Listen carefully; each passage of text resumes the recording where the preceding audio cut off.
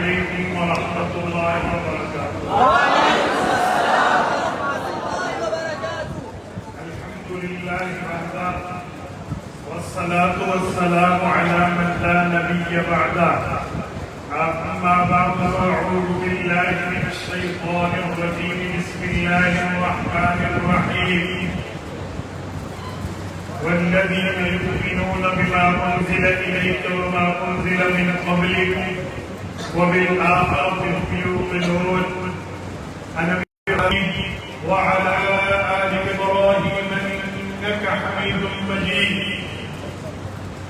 نماز اچھی، روزہ اچھا، حج اچھا، زکوٰۃ اچھی، مگر باوجود اس کے میں مسلمان ہو نہیں سکتا نہ جب تک کٹ پڑوں خواجہ اشرف کے حرمت پر۔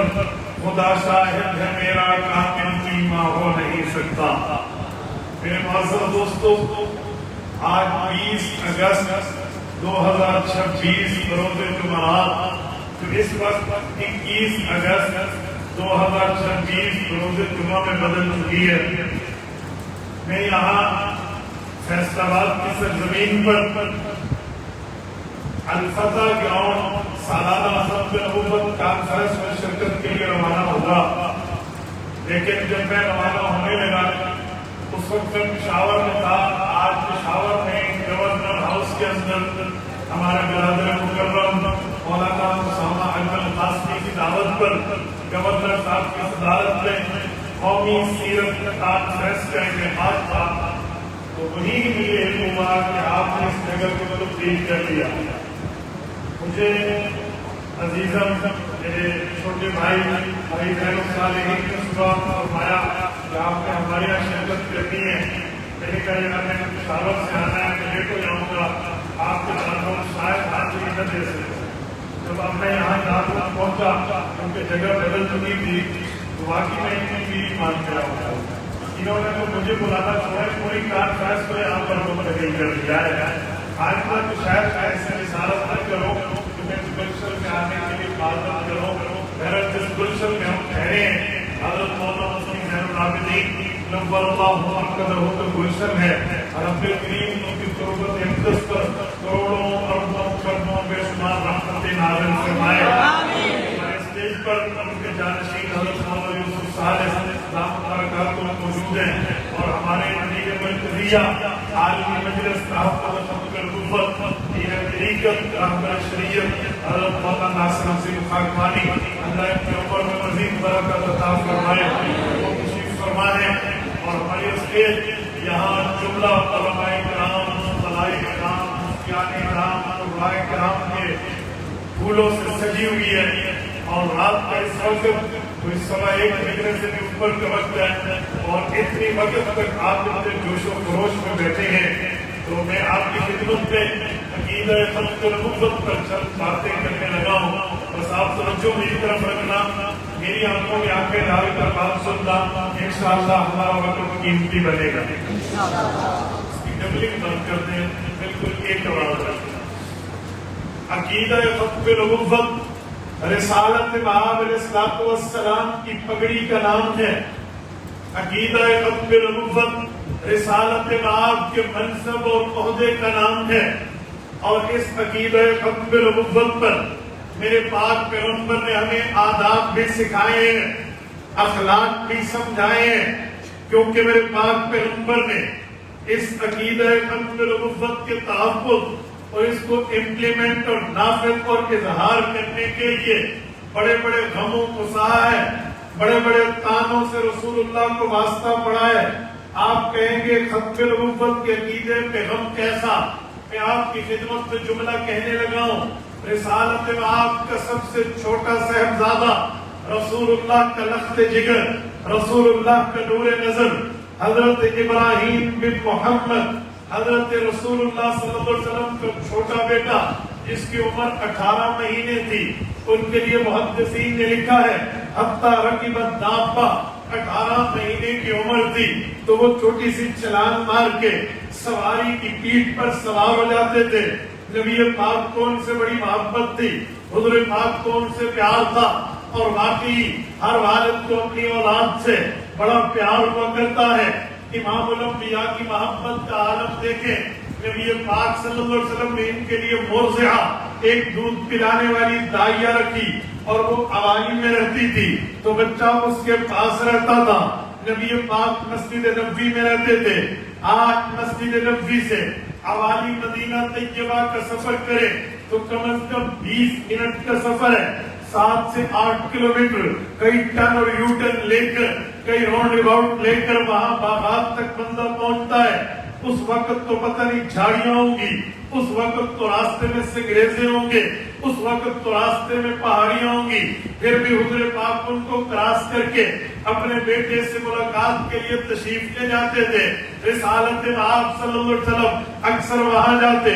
ایک دن رسول اللہ مسجد نبوی میں ہے، اطلاع ملتی ہے آپ کا چھوٹا صاحبزادہ جو اپنے پہلے دونوں بھائیوں کو اللہ کے پاس بھیج چکا ہے، حضرت قاسم و ابراہیم، حضرت قاسم اور عبداللہ فوت ہو چکے ہیں، یہ تیسرا بیٹا تھا، اس کی سانس اکھڑ چکی ہے۔ پہلے بھی 2 مرتبہ یوں ہی ہوا تھا کہ بیٹوں کی سانس اکھڑتی، وہ بیٹے فوت ہو جاتے، سانس کا مسئلہ بنتا، وہ دنیا چھوڑ جاتے۔ رسالت میں آپ کو اطلاع ہوئی ہے، آپ علیہ السلام تیز قدموں سے مسجد نبوی سے نکلے ہیں اور وہاں عوالی پہنچے ہیں۔ نبی پاک نے اپنے صاحبزادے کو دیکھا ہے، باقی اس کی سانسیں اکھڑ چکی ہیں۔ آپ علیہ السلام نے انہیں ہاتھوں میں لیا، اپنی گود میں سلایا۔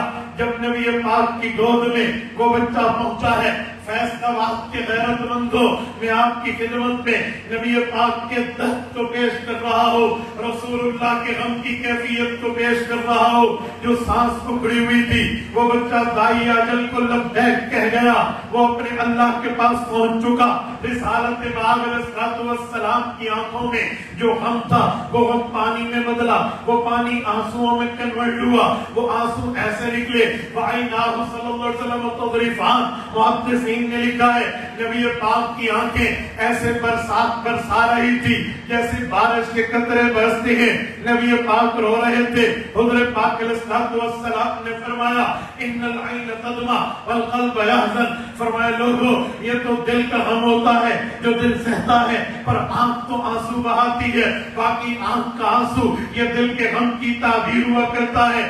آج میرا دل بھی دکھی ہے، میری آنکھیں بھی آنسو بہا رہی ہیں، لیکن میں جملہ کہتا ہوں فَإِنَّا بِفِرَاقِكَ لَمَحْزُونُونَ یا ابراہیم، اے ابراہیم میرے لشت جگر، تیری جدائی نے تیرے باپ کو غمگین کر دیا، تیری جدائی نے تیرے باپ کو نڈال کر دیا، غم سے دو چار ہوا، لیکن اِنَّا لَا نَقُولُ مَا لَا يَرْضَىٰ رَبُّنَا، کبھی میں اپنے منہ پر وہ جملہ نہیں لاؤں گا، اپنی زبان پر وہ بات نہیں لاؤں گا جس بات کی وجہ سے، جس جملے کی وجہ سے، جس قول کی وجہ سے، جس بول کی وجہ سے میرا اللہ ناراض ہو جائے۔ فرمایا میں اِنَّا لِلَّهِ وَإِنَّا إِلَيْهِ راجعون پڑھتا ہوں۔ اس کے بعد حضور پاک صلی اللہ علیہ وسلم نے فرمایا فَإِنَّ لَهُ مُوضِعًا فِي الْجَنَّةِ، میرا بیٹا جنت کا واسی بن گیا ہے۔ رب کریم نے یہاں کی دائی کے بجائے جنت میں دائی رکھی ہے، وہ اسے دودھ کا معاملہ پورا کرائے گی۔ اور اس کے بعد آقا نامدار نے جملہ فرمایا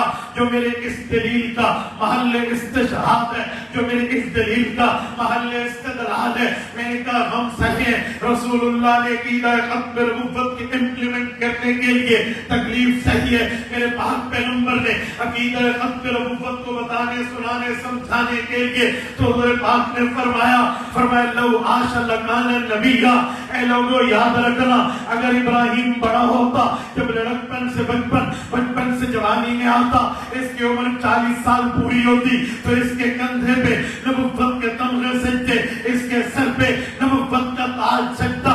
لو عاش لکان نبیہ، یہ دنیا میں زندہ رہتا، یہ اللہ کا نبی ہوتا، اللہ کا رسول ہوتا، اللہ کا پیغمبر ہوتا، اللہ کا نمائندہ ہوتا، لیکن میں آخری نبی ہوں، میرے بعد نئے نبی نے پیدا نہیں ہونا، میرے بعد نئے نبی کی آمد نہیں ہے، میرے بعد نئے نبی کی بعثت نہیں ہے، میرے بعد نئے نبی کی نبوت، نئے پیغمبر کی پیغمبری، نئے رسول کی رسالت نہیں ہے، لہذا اللہ تعالیٰ نے اسے اٹھا لیا ہے۔ فیصلہ باد کے غیرت مندوں میں کہنے یہ لگا ہوں، میرے میرے پاک پیغمبر کا بیٹا ہے یہ دنیا سے گیا ہے، اس کی وجہ اگر نبی کا بیٹا بڑا ہوتا وہ بھی نبی ہوتا، نبی کا صاحبزادہ بڑا ہوتا وہ بھی پیغمبر ہوتا، لیکن حضور کے بعد پیغمبر نہیں ہے، حضور کے بعد نبی نہیں ہے، حضور کے بعد رسول نہیں ہے، حضور پاک آخری نبی ہے۔ تو پاک پیغمبر صلی اللہ علیہ وسلم نے یہ غم سہا ہے ختم نبوت کے عقیدے کو عملی طور پہ سمجھانے کے لیے ایز اے پریکٹیکل میرے پاک پیغمبر کی اناؤنسمنٹ ہے۔ رسول اللہ صلی اللہ علیہ وسلم نے عملی طور پر ختم نبوت کا اعلان کیا ہے۔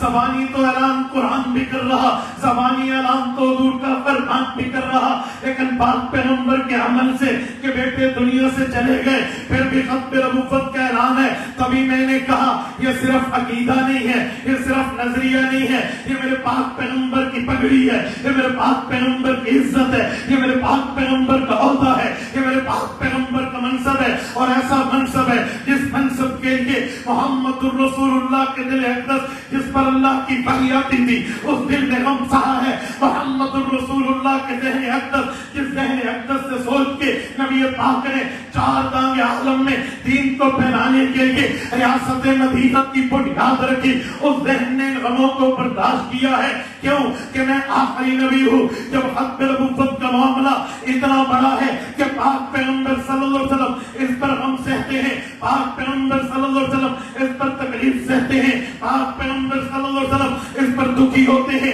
پھر تیری اور میری غیرت کی بات ہے، تیرے اور میرے ایمان کی بات ہے، تیرے اور میرے اسلام کی بات ہے، مذہب کی بات ہے کہ ہم دکھ نہ سہیں لیکن رسول اللہ صلی اللہ علیہ وسلم کی ختم نبوت کا جھنڈا اٹھائیں، پھریرا اٹھائیں، اعلان کریں اور گلی گلی چوک چوک چوراہے چوراہے پہ جا کے کہیں فرما گئے یہ ہادی لا نبی رسالت امام آخری نبی ہے، حضور پاک کے بعد نیا نبی نہیں ہے۔ یہ صرف قول نہیں ہے، یہ عمل بھی ہے، یہ صرف زبان نہیں ہے، یہ پریکٹیکل بھی ہے۔ میرے پاک پیغمبر نے عملی طور پہ ختم نبوت کو یوں سمجھایا ہے۔ میرے دوستو جب میرے پاک پیغمبر نے اس پر غم سہے ہیں تو صرف غم نہیں سہے، پاک پیغمبر صلی اللہ علیہ وسلم کو تانے بھی کسی میں ملے تھے۔ سورت نمبر 33 سورت احزاب 22 پارے کا پہلا صفحہ، سورت کی آیت نمبر 40، آیت ختم نبوت کے نزول، شان ورود، بیک گراؤنڈ، پس منظر، تہ منظر، پیش منظر کو دیکھو تو ایک بات سامنے ہے کہ جب حضور کا بیٹا فوت ہوا حضور کے مخالف نے تانا کسا کہ اس کا بیٹا اس کے مشن کو لے کر آگے جاتا، اب بیٹا فوت ہو گیا لہذا مخالف خوش ہے، تو رب نے فرمایا اور باپ کی بات کو بیٹا لے کر چلتا ہے، یہ تو نبی ہے، خاتم النبیین ہے، ان کے امتی قیامت تک حضور کی دعوت کو لے کر چلیں گے۔ میری بات کا مطلب یہ ہے، یہ تسلی تو مل گئی کہ قیامت تک نبوت آپ کی، قیامت تک رسالت آپ کی، قیامت تک پیغمبری آپ کی، قیامت تک نبی آپ ہیں، لیکن جو حضور پاک کو تانے دیے ہیں کفار نے، جو حضور پاک پہ اعتراض و اشکال کیا ہے ان کافروں نے کہ اس کا بیٹا نہیں ہے، اس کی اولاد نہیں ہے، اس کی نرینہ اولاد نہیں ہے، یہ تانے میرے پاک پیغمبر نے سہے ختم نبوت کی وجہ سے، میرے پاک پیغمبر نے برداشت کیا ہے ختم نبوت کی وجہ سے۔ جب نبی پاک صلی اللہ علیہ وسلم ان چیزوں کو سہ کر ختم نبوت سے پیچھے نہیں ہٹے تو پھر میرے پاک پیغمبر ہمیں سبق دے کر گئے ہیں، ہم عزت سے جئیں گے تب بھی ختم نبوت کی بات کریں گے، اگر خدا نخواستہ تکلیف آئے گی تکلیف کو سہیں گے پھر بھی ختم نبوت کے دن کے بجائے۔ اور میرے دوستو عقیدہ ختم نبوت کی بات کوئی عام بات نہیں ہے، میرے پاک پیغمبر صلی اللہ علیہ وسلم نے ہمیں اس کے آداب سکھائے ہیں، میں نے بات کی تھی ہمیں آداب و اخلاق، ہمیں باؤنڈریز بھی پاک پیغمبر نے سکھا دیے ہیں۔ آج لوگ کہتے ہیں تم ختم نبوت میں اتنے ایموشنل ہو جاتے ہو، اتنے جذباتی ہو جاتے ہو کہ تم کسی کا خیال نہیں کرتے، میں نے کہا جی نہیں، ہم اس پر غور سے بات کرتے ہیں، اس کا مطلب یہ نہیں ہے ہم قادیانیوں کے لیے نرمی کر جائیں، اس کا مطلب یہ نہیں ہے دشمن مصطفیٰ کے لیے اسپیس پیدا کرے، دشمن مصطفیٰ کے لیے گنجائش پیدا کرے، جی نہیں، میرے پاک پیغمبر نے ہمیں سکھایا ہے عقیدے پہ دو نمبری نہیں ہے، عقیدے پہ کمپرومائز نہیں ہے، عقیدے پہ اسپیس نہیں ہے، عقیدے پہ گنجائش نہیں ہے، عقیدے پہ مضبوطی ہے۔ آپ کہیں گے کیسے؟ فیصل آباد کے غیرت مندوں توجہ رکھنا، میں صحیح البخاری کی ایک حدیث سے استدلال کرنے لگا ہوں، میرے پاک پیغمبر کا اعلان ہے من کان منکم یؤمن باللہ والیوم الآخر فلیکرم مجرم ضعیفہ، اے لوگو تم اللہ کو مانتے ہو، قیامت کو مانتے ہو تو حکم نبوی سن لو، تم نے مہمان کی عزت کرنی ہے، مہمان کا احترام کرنا ہے کہ یا رسول اللہ ہم مہمان کی عزت کریں گے، لیکن یاد رکھو کوئی قادیانی مہمان بن کے آئے، بکواس نبوت پہ کرے، بکواس خط نبوت پہ کرے، اعتراض دین پہ کرے تو اس کی کوئی مہمان نوازی نہیں ہے۔ آپ کہیں گے کیسے؟ میں صحیح البخاری جلد نمبر 2 کتاب المغازی باب وقت بنی حنیفہ کو پڑھنے لگا ہوں، پیغمبر کے صحابی عبداللہ ابن عباس رضی اللہ عنہما ارشاد فرماتے ہیں بنو حنیفہ کا وفد آیا تھا جس میں مسلمان کذاب بھی تھا، یہ ایمان لانے کی بات کرنے کے لیے آئے، یہ بنو حنیفہ کی بستی یمامہ سے چلے ہیں، مدینہ پہنچے ہیں، 1000 کلومیٹر سے زائد سفر کیا ہے، اور یہ مسلمان آیا آ کر کہنے لگا میں ایمان لانا چاہتا ہوں۔ نبی پاک سے بات چل رہی تھی، کہتے فی یدی جریدہ وہ ینقط صلی اللہ علیہ وسلم، نبی پاک کے ہاتھ میں ایک چھڑی مبارک تھی، حضور پاک اس سے زمین کو کرید رہے تھے، عادتاً بات بھی کر رہے تھے، تو مسلمان نے کہا میں ایمان لانا چاہتا ہوں، میری ایک شرط ہے۔ فرمایا کون سی شرط ہے؟ کبھی آپ کے بعد نبوت مجھے ملے۔ حضور پاک نے فرمایا یہ نہیں ہو سکتا۔ اس نے کہا چلو ٹھیک ہے، اگر آپ یہ مائنڈ کرتے ہیں کہ آپ کے بعد آپ جیسا نبی، آپ کے بعد آپ جیسا رسول، آپ کے بعد آپ جیسا پیغمبر میں بن جاؤں گا تو شراکت نبوت لازم آئے گی۔ چلو میں 10 قدم پیچھے ہٹتا ہوں، مجھے آپ جیسی نبوت، آپ جیسی رسالت، آپ جیسی پیغمبری نہیں چاہیے، صرف اپنی قوم کا نبی بننا چاہتا ہوں، just for my only family، صرف اپنی فیملی، اپنے خاندان کے بندوں کے لیے نبوت چاہیے۔ آپ یہ اعلان کر دیں میں ابھی ایمان لاتا ہوں۔ ابن عباس کہتے ہیں وہ چھڑی جو حضور کے ہاتھ میں تھی حضور نے اٹھائی، فرمایا مسلمان تو بات کرتا ہے نبوت کی کہ اس شرط پہ ایمان لاتا ہوں، چلو اپنی قوم کا نبی بنا دو، اور اس شرط پہ باقی چھوڑو، تو یہ چھڑی بھی مانگے گا تو میں تمہیں چھڑی نہیں دوں۔ مجھے کہتے ہو میں نرمی کروں، مہمان بن کے آیا، اور یہ مہمان تھا، میزبان رسول اللہ صلی اللہ علیہ وسلم تھے، مسلمان مہمان تھا، یہ 1000 کلومیٹر کا سفر طے کر کے آیا تھا، اور جہاز پہ نہیں آیا، بلٹ ٹرین پہ نہیں آیا، کار پہ نہیں آیا، کسی لگژری گاڑی پہ نہیں آیا، گدے گھوڑے پہ چڑھ کے آیا، مہینوں کا سفر طے کر کے آیا۔ لیکن مہمانی کا مطلب، اکرام کا مطلب، احترام کا مطلب یہ نہیں ہے کہ ختم نبوت پہ چھری بھی پھرے، مہمان کا اکرام بھی رہے، ختم نبوت پہ زد بھی آئے، مہمان کی عزت بھی رہے۔ جی نہیں، عزت ہے، احترام ہے، اکرام ہے، مقام و مرتبہ، درجہ ہے، سید و ویلیو ہے، لیکن تب تک جب تک وہ باؤنڈری میں ہے، وہ باؤنڈری کراس کر کے ختم نبوت پہ اٹیک کرے گا تو مہمان مہمان نہیں رہتا، اکرام اکرام نہیں کہا جا سکتا کہ جی آپ نے مہمان کا اکرام نہیں کیا، مہمان کا احترام نہیں کیا۔ احترام اپنی جگہ، اکرام اپنی جگہ، لیکن پاک پیغمبر کی ختم نبوت اور عقیدے پر مضبوطی اپنی جگہ۔ اور میں لگے ہاتھوں یا جملہ کہہ دوں، توجہ، اہل علم کی موجودگی میں ایک بات کرنے لگا ہوں۔ رسول اللہ کی عادت مبارکہ تھی، آپ علیہ الصلوۃ والسلام ایمان کے لیے کوئی شرط لگاتا تو نبی پاک حد درجہ جا کر اس کی شرط کو پورا کرتے تھے۔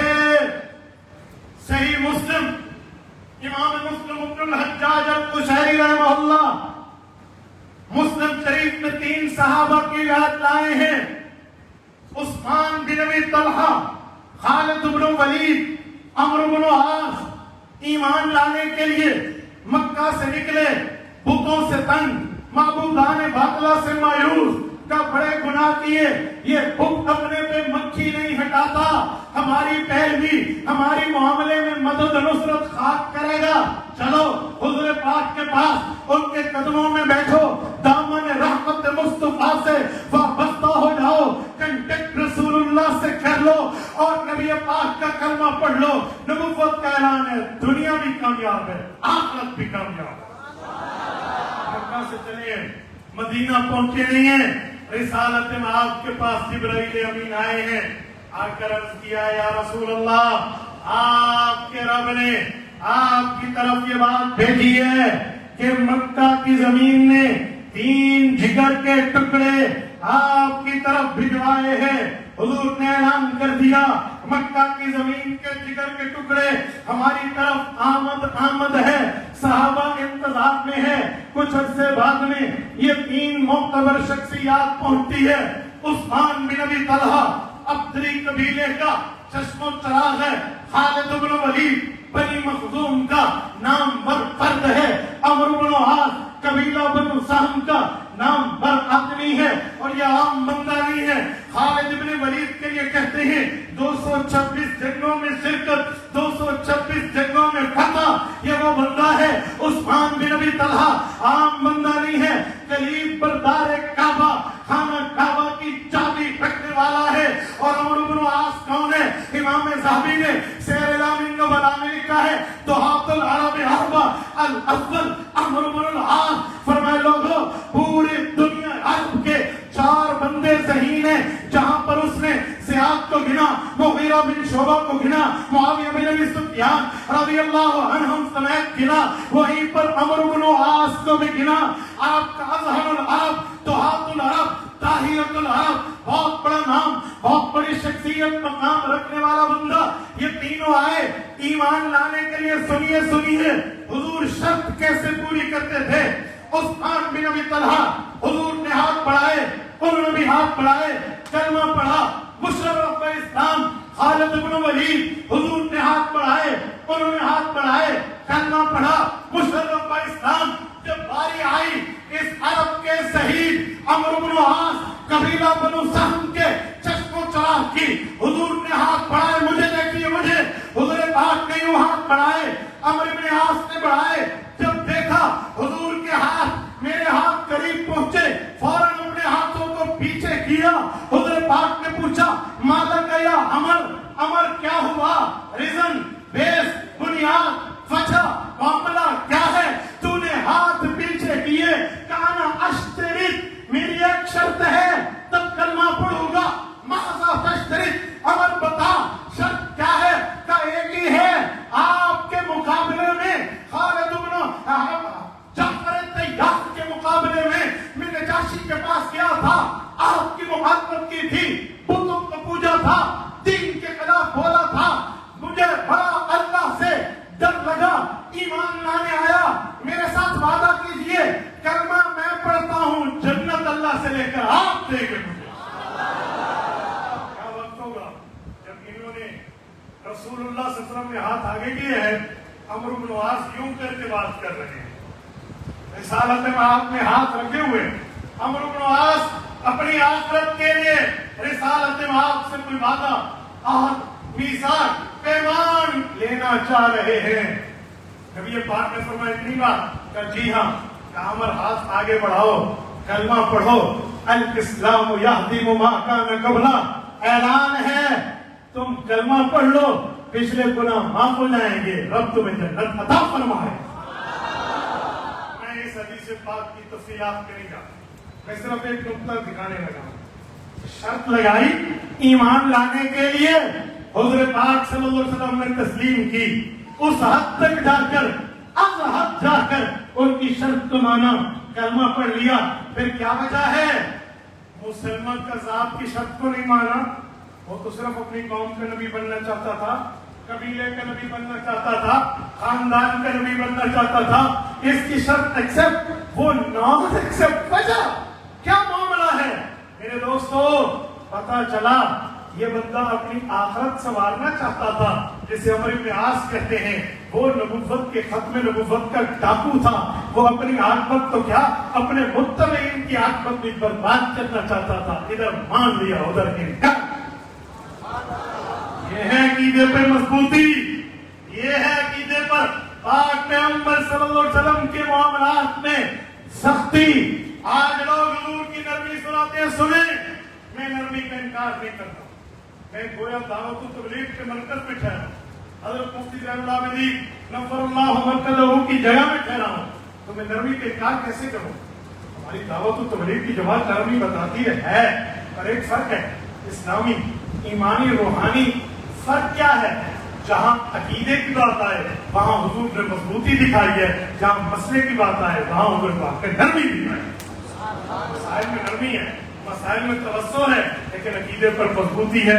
ہم جیسا کوئی ہوتا یا کوئی مشورہ دینے والا آج کل لبرل ہوتا تو کہتا ایمان تو لا رہا ہے، آپ کے بعد صرف قوم کا نبی بننا چاہتا ہے، کلمہ پڑھ لیجیے پھر آپ نے دیکھی ویسے مانتے لو نا، جب کلمہ پڑھ لینا ہے پھر اس صحابہ نے نمازوں پڑھتے دیکھنا ہے، پھر دین میں جڑ جاتی پھر من لو اس دی جی نہیں۔ پاک پیغمبر نے عقیدے پہ نرمی نہیں دکھائی، عقیدے پہ مضبوطی دکھائی، وہی انکار کیا، کلمہ تو چھوڑو، چھڑی اٹھا کر کہا ختم نبوت میں سودا بازی کے لیے چھڑی بھی مانگے گا تو تمہیں نہیں۔ میرے پاک پیغمبر نے ختم نبوت کے لیے اتنی قربانی بھی دی ہے، غم بھی سہے ہیں، تانے بھی سہے ہیں، اور ہمیں ختم نبوت کی حفاظت کا حدود اربع بھی سکھایا ہے۔ یہ بات سنانے سمجھانے کے لیے کہ آپ اور میں اس پر کتنا عمل کرتے ہیں۔ میں نے یہ بات شروع کی تھی رسالت آپ کی ختم نبوت کے ایمان و عقیدے میں، حضور پاک کی ختم نبوت کے مرتبت پہ میں نے کہا ختم نبوت رسول اللہ کی پگڑی، ختم نبوت رسول اللہ کا منصب، ختم نبوت رسول اللہ کا عہدہ ہے۔ اس پر میرے اکابرین نے بھی اسی طرح مضبوطی دکھائی ہے، جیسے مضبوطی کا حق ہے وہ سید زادہ ہے، اس کی رگوں میں خون حیدری دوڑتا ہے، وہ آل رسول ہے، وہ آل بطول ہے، وہ علی المرتضیٰ کی نسل ہے۔ دنیا سے محدث الاثر خاتم المحدثین علامہ انور شاہ کشمیری رحمہ اللہ کے نام سے جانتی ہے۔ نواب صادق صاحب نواب باولپور گئے اور فرمایا میرے علاقے میں ایک غریب عالم مولانا الہی بخش کی بیٹی غلام عائشہ کا نکاح ایک عبد الرزاق ملعون سے ہوا۔ جب نکاح ہوا ہمیں نہیں پتا تھا یہ بندہ قادیانی، باپ نے اس سے قادیانی ہونے کا اعلان کیا۔ حضرت کشمیری میں آپ کا دامن پکڑتا ہوں، انگریز گورنمنٹ ہے احمد پور شرقیہ کی عدالت میں اس کے ابا نے کیس کیا، انگریز نے قادیانیوں کو مسلمان لکھا۔ اب ہم نے ریویو پٹیشن ڈالی ہے، نظر ثانی کی اپیل ڈالی ہے بہاولپور کی عدالت میں۔ قادیانی اپنے گرو گھنٹال جلال الدین شمس جیسے بدبودار قادیانی مناظر کو لائے ہیں۔ ہماری نظریں علماء کی نظریں، فقہاء کی نظریں، غرباء کی نظریں آپ پہ گئی ہیں۔ آپ محدث دیوبند ہیں، اگر آپ تشریف لائیں اور آپ جج کے سامنے دلائل، مسائل، فضائل، بنیادیں عقیدہ ختم نبوت کی پیش کریں، ہمیں چڑھتے سورج کی طرح یقین ہے فیصلہ اسلام کے حق میں آئے گا۔ انور شاہ نے اپنی نقاہت نہیں دیکھی، اپنی بیماری نہیں دیکھی، اپنی کمزوری نہیں دیکھی، اپنا ذوق نہیں دیکھا، اپنی عدالت نہیں دیکھی، اور علامہ انور شاہ دیوبند سے چل کے بہاولپور کی عدالت میں آئے۔ جب محمد اکبر خان کے روبرو ہو کر وہاں دلائل پیش کیے تو جلال الدین شمس نے روایتی اپنا 2 نمبری حربہ استعمال کیا، مسلم الثبوت کی شرح فواتح الرحمود پیش کر کے عبارت اپنی طرف سے پڑھی۔ علامہ فرمان لگے جج صاحب اس سے کتاب لکھیے، کتاب میں یہ لفظ موجود نہیں ہے جو یہ پڑھ رہا ہے۔ جج نے کہا علامہ صاحب وہ میں بک پڑھ رہا ہے، آپ بھائی کہہ رہے ہیں، آپ زبانی کہہ رہے ہیں، وہ ریڈنگ کر رہا ہے، اس کی بات غلط کیسے ہو سکتی ہے؟ تو علامہ نے فرمایا تھا مجھے رسول اللہ صلی اللہ علیہ وسلم کی ختم نبوت پہ بھروسہ کر کے کہنے دو، اگر اس کتاب سے یہ عبارت نکلی تو انور شاہ اپنی موت لکھ دے گا۔ کہا اتنی مضبوطی سے آپ کیسے کہتے ہو کہ میں ختم نبوت کا ماننے والا ہوں، میں اللہ پہ بھروسہ کر کے کہہ رہا ہوں، میں نے 35 سال پہلے اس کتاب کو پڑھا تھا، اس کتاب میں یہ لفظ موجود نہیں۔ کتاب منگائی گئی تو بڑے بے آبرو ہو کر تیرے کوچے سے ہم نکلے، ذلیل و غبار ہو کے مرزائی وہاں سے نکلے۔ فروری 1932 کا جمعہ جامع مسجد الصادق میں علامہ انور شاہ نے پڑھایا اور جاتے ہوئے فرمایا مجھے چڑھتے سورج کی طرح یقین ہے فیصلہ ہمارے حق میں آئے گا، زندہ رہا تو فیصلہ خود سنوں گا، فوت ہو گیا تو میری قبر پہ سنا دے۔ میرے اکابر میں بیماری نہیں دیکھی، نکاحت نہیں دیکھی، تکلیف نہیں دیکھی، ختم نبوت کا مقدمہ لڑنے کے لیے آئے ہیں۔ میرے دوستو میں جملہ سنانے لگا ہوں. جب میرے اکابر نے اتنی محنت کی ہے تو پھر باپ کے اکابر بھی اسی ترتیب پہ چلے ہیں. وہ ترتیب پہ حضرت مولانا عطا اللہ شاہ بخاری رحمت اللہ علیہ کی لاہور کی تحریک ہو یا قائد ملت اسلامیہ مفکر اسلام مولانا مفتی محمود رحمت اللہ علیہ کی قیادت میں قومی اسمبلی کی جنگ ہو یا محدث جلیل علامہ یوسف بن نوری کی قیادت میں مجلس ختم نبوت کا گلی گلی چوک چوک چوراہے چوراہے سرے بازار ٹھہر کے ختم نبوت کے ٹکے بجانے ہو یا اس کے بعد ذوالفقار علی بھٹو سے علماء کرام کا ختم نبوت کا قانون بنوانا لکھوانا آئین میں درج کروانا ہو یا 1984 میں خواجہ خواج خان حضرت خواجہ خان محمد رحمت اللہ علیہ کا جنرل ضیاء الحق کی آخریت کے دور میں یہ آرڈیننس منظور کروانا ہو یا وہاں سے لے کر پھر قاضی فائز عیسیٰ کے بدبودار فیصلے تک پاکستان کی سب سے بڑی عدالت کے سب سے بڑے جج کی سب سے بڑی غلطی اور مسٹیک کو بتانا ہو شیخ الاسلام مفتی تقی عثمانی یا قائد ملت اسلامیہ مولانا فضل الرحمان کی محنت پر یہ ساری میرے اکابر کی محنت ہے.